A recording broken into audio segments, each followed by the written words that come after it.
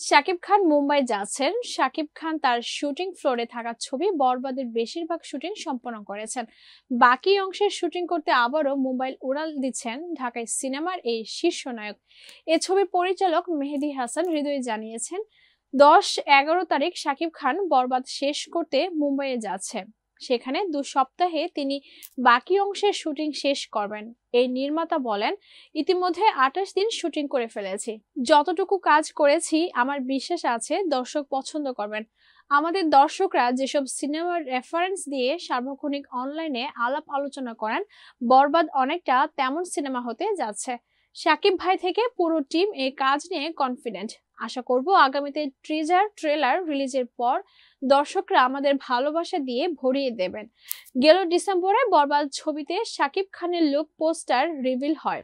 তখন শাকিব নিজেও বলেছিলেন, বরবাদ যে আয়োজনের ছবি তা অতীতের সব ছবিকে ছাপিয়ে দেওয়ার ক্ষমতা রাখে।